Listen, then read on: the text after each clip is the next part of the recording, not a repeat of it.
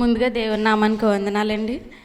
మనం ఈ సంవత్సరం అయితే సరిహద్దుల్ని ఏర్పరచుకున్నాం. ఈ టైంకి అయిపోవాలి అని సరిహద్దులను అనేది ఏర్పరచుకున్నాం. కానీ దేవుడు ఏం చేస్తాడండి, ఆయన ఆలోచనలు వేరు, నరుని యొక్క ఆలోచనలు వేరు. ఆయన ఎంతో ఆత్మీయ ఆహారాన్ని ఈ సంవత్సరం మనకి అందజేయాలనుకున్నారు. కనుకనే అనేకమైనటువంటి మర్మాలు ఏం చేస్తాడండి మనకి తెలియజేయడం అనేది జరిగింది. ఈ సంవత్సరం ఇంత ఘనకరంగా అంటే అందరూ ఇంత బాగా చెప్పినందుకు నాకు చాలా సంతోషంగా ఉందండి. అయితే నేను కూడా దేవుడు నన్ను ఏర్పరచుకుని నాకు కూడా ఒక మాట ఇవ్వడం అనేది జరిగింది. అది 6వ మాట. దేవుడు ఈ సంవత్సరం నాకు ఇచ్చినటువంటి తరుణాన్ని బట్టి మొదటిగా దేవాతి దేవునికి నేను కృతజ్ఞతలు తెలియజేసుకుంటున్నాను. నేను అలాగే నాకు ఈ సమయాన్ని ఇచ్చినటువంటి దైవదాసులకి, అమ్మగారికి, కూడి వచ్చిన సంఘాన్ని అంతటికి ప్రేమపూర్వకమైన వందనాలు తెలియజేసుకుంటున్నాను. దేవుడు నాకు ఈ సంవత్సరంలో ఇచ్చినటువంటి శ్రేష్టమైన మాట ఏంటి? 6వ మాట అండి. ఈ 6వ మాట పరిశుద్ధ గ్రంథంలో ఒక్క సువార్తలో మాత్రమే వ్రాయబడి ఉందండి. అంటే దేవుడు పలికిన ఈ 7 మాటల్లో అన్ని సువార్తల్లోనూ ఉన్నాయి 6 మాటలు మాత్రం. కాకపోతే ఈ ఒక్క ప్రత్యేకమైనటువంటి 6వ మాట మాత్రం యోహాను సువార్త ఒక్క దాంట్లోనే వ్రాయబడింది. మనం చూసినట్లయితే యోహాను సువార్త 19వ అధ్యాయము 30వ వచనము. యేసు ఆ చిరక పుచ్చుకొని సమాప్తమైనదని చెప్పి తల వంచి ఆత్మను అప్పగించాను. మొదటగా అందరూ అంటే వాక్య ధ్యానంలోనికి వెళ్ళే ముందు తలలు వంచినట్లయితే ప్రార్థన చేసుకుందామండి. ప్రార్థనతో ఈ మాటని ప్రారంభిద్దాం.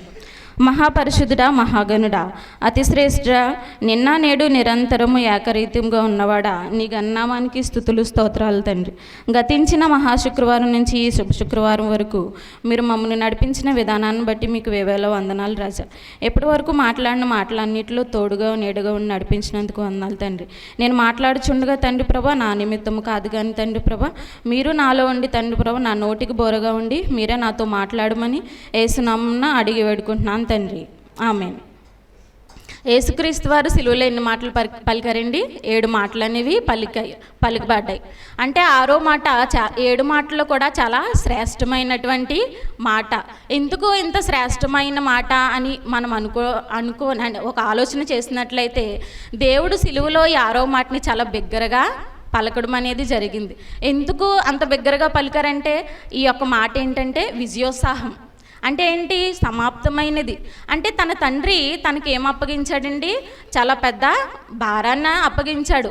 అది నరరూపులు మాత్రం చేయలేరు. అంటే ఆయనకు కూడా తెలుసు, నా కుమారుడు పంపబడాలి, నా ప్రజల నిమిత్తము ఆయన శ్రమలు అనుభవించాలి, అనేక శ్రమలు అనుభవించిన తర్వాత అతను సిలువ వేయబడాలి, మరణానికి అప్పగించబడాలి.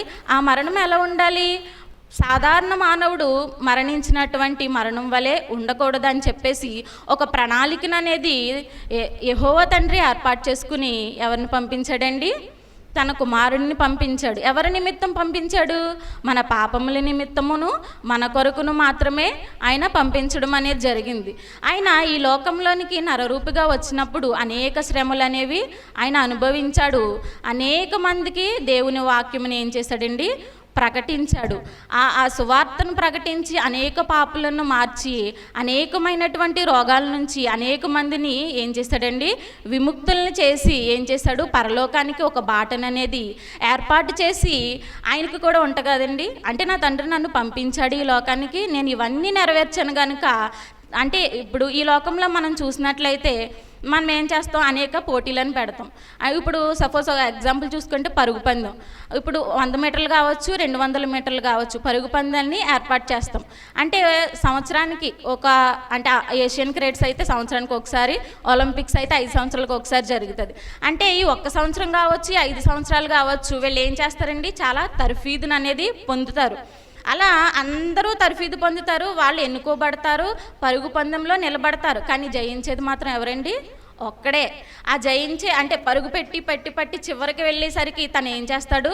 విజయోత్సాహంతో గొప్ప శబ్దంతో ఏం చేస్తాడండి? కేక వేస్తాడు. ఏమని? నేను సాధించాను, యురేకా అని చెప్పేసి, అంటే నేను సాధించాను అని ఒక గొప్ప ఆనందంతో ఏం చేస్తాడండి? కేక అనేది వేస్తాడు.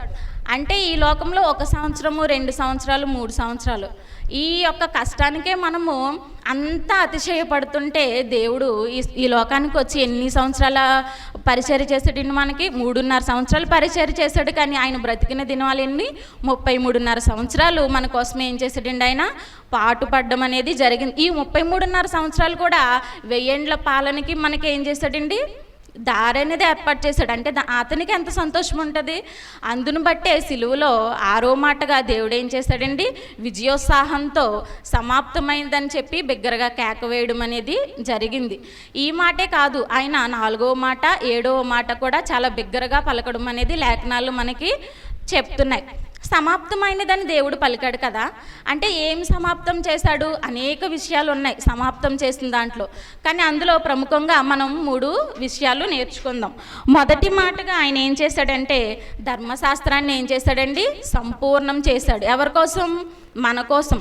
ధర్మశాస్త్రం అనేది ఏర్పాటు చేయబడింది. కానీ ధర్మశాస్త్రాన్ని ఎవరైనా ఆచరించారా పూర్తిగా అంటే? లేదండి. అందుకే ఆయన వచ్చి ధర్మశాస్త్రాన్ని ఏం చేశాడు? పూర్తి చేయడం అనేది జరిగింది. ఇంకా రెండవదిగా ఏంటంటే దేవునికి మనకును ఏముంది? ఒక దూరం అనేది ఉంది. ఆ దూరాన్ని కూడా ఆయన ఏం చేశాడు? దగ్గర అనేది చేశాడు. ఇంకా మూడవదిగా ఏంటంటే పాపం నుంచి మనకి ఏం చేశాడండి? విమోచన అనేది చేశాడు. ఈ 3 విషయాలను ఆయన సమాప్తం చేసి మనకి అనుగ్రహించి ఆయన ఎక్కడికి కొనుపోబడ్డాడండి? పరమునకు కొనుపోబడ్డాడనమాట. ఇంకా మనము మొదటి మాటగా చూసినట్లయితే ఏంటి? ధర్మశాస్త్రాన్ని ఏం చేశాడండి? ఆయన సంపూర్ణంగా నెరవేర్చాడు. ఇప్పుడు మనం పాత నిబంధనలో చూసుకున్నట్లయితే మోషే అనే ఒక ప్రవక్త మనకి కనిపిస్తాడు. ఆయన ఏం చేశాడంటే దేవుడు చేత ఎన్నుకోబడ్డాడనమాట. అతను మొట్టమొదటి 5 కాండాలు ఎవరు రాశారండి? మోషే రాశాడు. అంటే దేవుని చేత ఎన్నుకోబడ్డాడు కనుక 5 కాండాలు ఎవరు రాశారండి? మోషే అనేవాడు రాయడం అనేది జరిగింది. అయితే ఈ 5 కాండాలని మనం గమనించినట్లయితే ఏముంటుందంటే అందులో ఆనాటి ప్రజలు అంటే ఇశ్రాయేలీల జనాంగం ఏ విధంగా జీవించాలి, వాళ్ళు ఎలాంటి ఆజ్ఞలను గైకొనాలి, వాళ్ళ యొక్క ఎలాంటి షరతులు, కొన్ని షరతులు నియమించాడు. అంటే నువ్వు ఇది తినాలి, ఇది తినకూడదు. అంటే ఏంటి? పరిశుద్ధంగా జీవించాలంటే కొన్ని వస్తువులు మనము భుజించాలి, కొన్ని వస్తువులను మనం ఏం చేయాలి? భుజించకూడదు. అవి ఆనాటిలోనే బైబిల్లో వ్రాయబడి ఉన్నవి. అంటే అనేకమైన షరతులతో పాత నిబంధన గ్రంథం అనేది వ్రాయబడి ఉన్నదన్నమాట. అయితే ఈ షరతులే ఎక్కడ రాశాడంటే నిర్గమాకాండము 20వ అధ్యాయంలో 10 ఆజ్ఞలను మనకి ఎవరిచ్చారండి? యెహోవా తండ్రి ఎవరి చేత ఇప్పించబడ్డాయి? మోషే చేత ఇప్పించాడు. ఏంటి? 10 ఆజ్ఞల్ని. ఈ 10 ఆజ్ఞలు ఎవరు గైకొనాలి? ఇప్పుడు ఇశ్రాయేలీల జనాంగం అందరూ తూచా తప్పకుండా ఆ 10 ఆజ్ఞలు ఏం చేయాలి? ఆచరించాలి. ఒకవేళ వాళ్ళు ఆచరించకపోతే ఆనాటి కాలంలో కూడా దానికి ఆల్టర్నేట్గా ఒకటి ఉందన్నమాట. అంటే ఏంటి? ఆచరించిన వాళ్ళు ఏంటి? అక్కడ పాపులు. అంటే పాపులు గనక పాప పరిహారార్థ బలి అనేది ఏర్పాటు చేయబడింది. అండ్ వీళ్ళు ఏం చేస్తారంటే 10 ఆజ్ఞలు పాటించలేదు కనుక ఎవరైనా పాపం చేస్తే వాళ్ళు ఏం చేస్తారనమాట? తమ దగ్గర ఉన్నటువంటి ఒక కోడిని కానీ, ఒక దూడని కానీ, లేకపోతే ఎడ్లను కానీ, ఇంకా గొర్రెను కానీ తమ పాపములకు ప్రతిగా ఏం చేస్తారండి? బలి అనేది అర్పిస్తారు. ఆ బలి కూడా ఎవరి దగ్గర అర్పించాలి? ఒక ప్రధాన యాజకుడి దగ్గర కానీ, ఒక యాజకుడి దగ్గర కానీ, ఒక బలిపీఠం యొద్ద కానీ వాళ్ళు ఏం చేయాలి? ఆ యొక్క రక్తాన్ని అక్కడ ప్రోక్షించి ఆ రక్తం అక్కడ చిందించబడడం ద్వారా తమ పాపాలు ఏమైపోతాయండి? పరిహారం అయిపోతాయి. ఇక్కడ మనము ఒక ప్రశ్న వేసుకుంటే నిజంగా సంపూర్ణంగా అక్కడ వాళ్ళ పాపాలు కొట్టివేయబడ్డాయా? లేదు. ఎందుకు లేదని చెప్తున్నానంటే వాళ్ళు రక్తాన్ని చిందించారు, పాపానికి పరిహారార్థం పొందారు, మరలా పాపం చేయకుండా ఉన్నారా? లేదండి. వాళ్ళు ఏం చేస్తున్నారు? మరలా పాపం చేసి దేవుని ఉగ్రతకి ఏమైపోతున్నారు? లోనైపోతున్నారు. నోవాహు కాలంలో ఏం చేశాడు? దేవుడు ఉగ్రతకు లోనైపోయి అందరినీ హతమార్చాడు. ఇంకా తర్షీషు ప్రజలు కూడా అలాగే అల్లరిమోక వలె ఉన్నారు. దేవుడికి ఇవన్నీ చూసి దేవుడికి కూడా ఒక ఆలోచన వచ్చిందండి.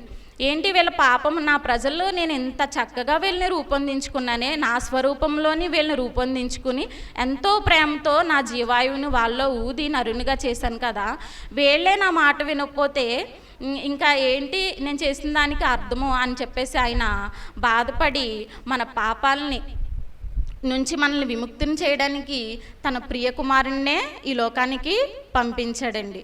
ఇలా పంపించడం ద్వారా ఏంటి, యేసుక్రీస్తు ప్రభువారు అనేక శ్రమలను ఓర్చి మన కొరకు, మన పాపం నిమిత్తం కొరకు సిలువలో వేలాడి తన రక్తాన్ని అంతటిని కార్చి దేహం అంతటిని దున్నబడి మన యొక్క పాపాలు ఏమైపోయినాయండి, పరిష్కరించబడి ఈ విధంగా అంటే పాత నిబంధనలో ఏమైతే ఆజ్ఞలు ఉన్నాయో ఆ ఆజ్ఞలన్నింటినీ ఏం చేశాడండి, యేసుక్రీస్తు ప్రభువారు నెరవేర్చి మన యొక్క పాపాల నుంచి విముక్తులను చేసి పాత నిబంధన నుంచి కూడా మనల్ని ఏం చేశాడు, విముక్తులను చేశాడనమాట. ఈ విధంగా మొదటి మాటగా ఏంటి, దేవుడు ధర్మశాస్త్రాన్ని అంతటిని సంపూర్ణం చేశాడు.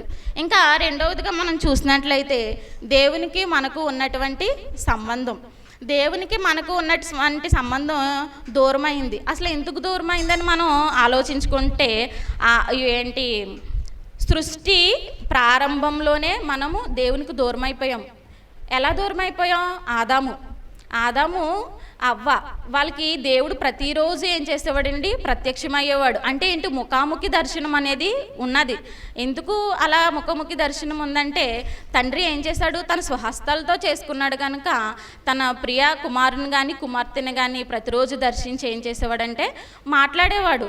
కానీ వారు చేసినటువంటి పాపం ఏంటి, ఆజ్ఞ అతిక్రమమే పాపం. దేవుడు ఏం చేశాడు, సమస్తాన్ని ఇచ్చాడు కానీ ఒక్కటే అక్కడ తినొద్దు అని చెప్పాడు. కానీ మానవుడికి ఒక ఒక తెలుసుకోవాలని ఒక ఆరాటం ఉంటుందన్నమాట. ఏదైతే చేయొద్దన్నామో ఖచ్చితంగా మానవుడు ఏం చేస్తాడండి, అదే చేస్తాడు. అది దేవునికి తెలుసు, దేవునికి తెలియదని నేను అనట్లేదు, ఆయన అన్నీ ఎరిగి ఉన్నాడు. కాకపోతే ఒక పరీక్షను మనకి, ఒక ముళ్ళును మనకి పెట్టి ఉన్నాడు. ఆ పరీక్షలో మనం ఏంటి గెలవలేకపోయాం. ఆ విధంగా ఆదాము అవ్వ ఏం చేయబడ్డారు, ఏదైనా తోట నుంచి వెలివేయబడ్డారు. అంటే ఏంటి, త్రోసివేయబడ్డారు. అప్పటి నుంచి ఆదాము నుంచి మనకేంటి, పాపం అనేది సంక్రమించింది. చూడండి, ఒక తరతరముల నుంచి ఒక మేలు కానీ ఏదైనా కానీ ఏంటంటే మనకు సంక్రమిస్తాడనమాట దేవుడు వంశాల నుంచి. ఆ విధంగానే ఆదాము నుంచి మనకి ఏమొచ్చింది, పాపం అనేది వచ్చింది. కాబట్టి ప్రతి మానవుడు కూడా పాపం చేసి దేవుడు అనుగ్రహించు మహిమ నుంచి కానీ ఆయన అనుగ్రహించు కృప నుంచి కానీ ఏమైపోయాడండి, దూరం అయిపోవడం అనేది జరిగింది. ఈ దూరాన్ని కూడా ఏం చేయాలి, దేవుడు ఇప్పుడు యేసుక్రీస్తు వారు వచ్చి దగ్గర అనేది చేయాలి. అందును బట్టి యేసుక్రీస్తు ప్రభువారు ఈ లోకానికి వచ్చి సిలువ అనేది మరణానికి అప్పగించబడతాడు. ఈ సిలువ మరణం వేసినప్పుడు ఒక అద్భుతం అనేది అక్కడ జరగడం మనం గమనించాలి. ఏంటి, దేవాలయపు తెర నడిమికి చినిగింది. అసలు ఆ దేవుని మరణానికి ఆ దేవాలయపు తెరకి గల సంబంధం ఏంటని మనం ఆలోచిస్తే ఆ దేవాలయపు తెర చినగడానికి కారణం ఏంటంటే అసలు కారణం, అసలు ఆ దేవాలయంలోనికి వెళ్ళాలంటే ఒక యోగ్యత అనేది ఉండాలి. ప్రతి మానవుడు దేవాలయంలోనికి అప్పుడు వెళ్ళడానికి అర్హులు అనేది కాదు. శాస్త్రోపదేశకులు అంటే శాస్త్రాన్ని పఠించిన వారు కానీ, గొప్ప అధికారులు కానీ, ప్రధాన యాజకులు కానీ వీళ్ళకు మాత్రమే దేవాలయంలోనికి వెళ్ళడానికి, దేవునిని ముఖాముఖిగా దర్శించుకుని ఆయన యందు ప్రార్థన చేయడానికి కానీ, ఆ బైబిల్ అనేది పఠించడం కానీ వారికి మాత్రమే సొంతం అవన్నీ. మనలాంటి అన్యులకు కానీ సాధారణ ప్రజలకు కానీ అది అసాధ్యమండి. అందుకనే ఆ దేవాలయపు తెరని దేవుడు ఏం చేశాడు, చింపివేశాడు. ఇప్పుడు మనందరం కూడా ఇప్పుడు ఎక్కడికి వస్తున్నాము, దేవాలయంలోకి వస్తున్నాం. దానికి కారణం ఏంటండి, యేసుక్రీస్తు వారి మరణం. ఆ దేవాలయపు తెర చినగగానే మనలాంటి సాధారణలకు కూడా ఆ దేవాలయంలోనికి అడుగు పెట్టడానికి అర్హత అనేది వచ్చింది. ఆ అర్హతను ఎవరు ఇచ్చాడు మనకి, యేసుక్రీస్తు ప్రభువారే ఇచ్చారు. తన మరణం ద్వారా ఈ యొక్క పాపాలన్నిటినీ జయించి ఆ పవిత్ర స్థలంలోనికి పాపులమైనట్టు మనలను ప్రవేశపెట్టడానికి కారణం ఎవరండి, యేసుక్రీస్తు ప్రభువారు. ఈ విధంగా తండ్రి వారు ఏం చేశారు, తండ్రికిని మనకును సంబంధాన్ని, దూరంగా ఉన్న సంబంధాన్ని ఏం చేశారండి, దగ్గరగా చేసి ఈ యొక్క దూరాన్ని ఏం చేశారైనా సమాప్తం చేశారనమాట. ఇప్పుడు మనం ఏం చేస్తున్నాం, దేవాలయానికి వచ్చి దేవుని ఎదుటే మోకాళ్ళుని ముఖాముఖిగా ప్రార్థన ద్వారా కానీ, పాటల ద్వారా కానీ, వాక్యం ద్వారా కానీ ఆయన ఏం చేస్తున్నామండి, మనం మహిమపరచడం అనేది జరుగుతుంది. ఇంకా మూడవదిగా చూసినట్లయితే పాపం నుంచి విమోచన. పాపం నుంచి ఏమి ఇచ్చాడండి మనకి దేవుడు, విమోచన అనేది ఇచ్చాడు. ఏ విధంగా ఇచ్చాడు, తన మరణము ద్వారా ఈ యొక్క మన యొక్క పాపములకు విమోచన అనేది ఇచ్చాడు. అసలు విమోచన ఎన్ని రీతులుగా చేశాడంటే, మొట్టమొదటిగా ఆయన ఏం చేశాడంటే సమస్త మానవాళి కొరకు ఏం చేశాడండి, ఆయన క్రయధనంగా వెచ్చించబడ్డాడు. ఇంకా మానవాళి పాపముల నుంచి మనల్ని ఏం చేశాడండి, విమోచించాడు. ఇంకా చూసుకుంటే ఏంటి, సాతాన్ని తన పాదాల కింద వేసి చితకదొక్కాడు. అసలు సాతాన్ని ఆయన చితకదొక్కడానికి గల కారణం ఏంటి? ఇప్పుడు వరకు మనం సంభాషించుకున్నాం మన పాపం నిమిత్తమే మాత్రమే ఆయన మరణించాడని. కానీ ఇక్కడ సాతాను కూడా ఆయన ఏం చేశాడండి, తన పాదాల కిందేసి చితకదొక్కాడు. సాతానికి అసలు సిలువకి గల కారణం ఏంటంటే, సాతాను ఏం చేస్తాడండి, మనలో ప్రవేశించి మనల్ని ఏ విధంగా మారుస్తాడండి, పాపులుగా మారుస్తాడు. అంటే పాపం చేస్తే మనం ఎక్కడికి అప్పగించబడతాం, మరణానికి అప్పగించబడతాం. మరణానికి మనము భౌతికంగా మరణానికి అప్పగించబడ్డామంటే దాని తర్వాత మన ఆత్మ ఎక్కడికి వెళ్తుందండి, నిత్య నరకాగ్నిలోనికి వెళ్తుంది. అక్కడ ఎలా ఉంటుంది, పురుగు చావదు, అగ్ని ఆరదు. అంటే ఇంత గొప్ప శ్రమలు మనం అనుభవిస్తుంటే సాతాను చూసి ఏం చేస్తాడండి, ఆనందపడతాడు. తన యొక్క అంతిమ ధ్యేయం ఏంటి, మనల్ని నిత్య నరకాగ్నిలోనికి పంపించడమే అతని యొక్క ధ్యేయం. అయితే దేవుడు ఈ సాతాన్ని చితకద్రొక్కడం అంటే శిలువ మరణం ద్వారా ఆయన మరణించి మనము తన శిష్యులుగా స్వీకరించాడు. ఆయన అంటే ఏంటి, మనల్ని శిష్యులుగా స్వీకరించారంటే మన పాపములన్నిటిని ఏం చేశాడు, ఆయన కొట్టివేయబడ్డాడు. ఇప్పుడు మనం ఏంటి, బాప్తిస్మం ద్వారా దేవుణ్ణి నా స్వరక్షకుడు అని చెప్పేసి మనము దేవుణ్ణి ఏం చేస్తున్నాము, రక్షకుడుగా స్వీకరిస్తున్నాం. అంటే ఏంటి, పరిశుద్ధులుగా జీవించడానికి మన యొక్క జీవితాన్ని ఏం చేస్తున్నాము, దేవునికి అప్పగిస్తున్నాం.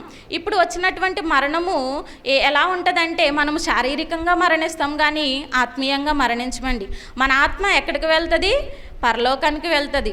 ఆయన ఈ విధంగా ఏంటి, తన మరణం ద్వారా ఏం చేశాడు, మనకి విమోచన అనేది కలుగజేసి పరలోకానికి ఏం చేశాడండి, బాటలోనేవి ఏర్పాటు చేశాడు. ఇప్పుడు మనం ఏ అడ్డంకు లేకుండా ఎలా వెళ్ళగలుగుతున్నాం, చాలా స్వేచ్ఛగా పరలోకానికి మనము వెళ్ళడం అనేది జరుగుతుంది. ఈ విధంగా దేవుడు మూడవ మాటగా ఏం చేశాడు, మనకి విమోచనని, అంటే ఏంటి, మన పాపముల నుంచి మనకి ఏం చేశాడు, విమోచన అనేది కలుగజేశాడు.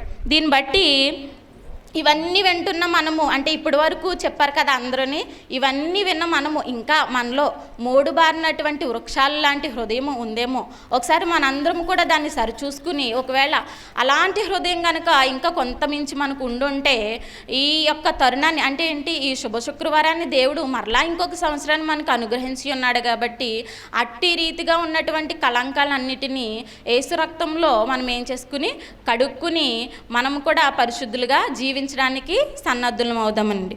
దేవుడు ఈ సమయాన్ని నాకు ఇచ్చినందుకు కృతజ్ఞతలు తెలియజేసుకుంటూ ప్రార్థనతో ముగిస్తానండి. పరిశుద్ధుడు నీతి న్యాయములతో పరిపాలించుచుండు మా ప్రియ పరలోక తండ్రి, నీ గణనామానికి స్తుతులు స్తోత్రములు రాజా. ఇప్పుడు వరకు విత్తబడిన వాక్యంలో మీరు తోడున్నందుకు వందనాలు తండ్రి ప్రభా. విత్తిన వాక్యములు వాళ్ళ హృదయంలో భద్రపరచండి రాజా. ఇంకను తండ్రి ప్రభా, నా వెనుక మాట్లాడే వారిలో మీరు తోడుగుండి తండ్రి ప్రభా, నీ ఆత్మీయ జ్ఞానంతో తండ్రి ప్రభా మాట్లాడి తండ్రి ప్రభా, అవి కూడా మేము మా హృదయంలో పదిలిపరుచుకునే బాధ్యతను దయచేయమని యేసు నామమున అడిగి వేడుకుంటున్నాను తండ్రి. ఆమేన్.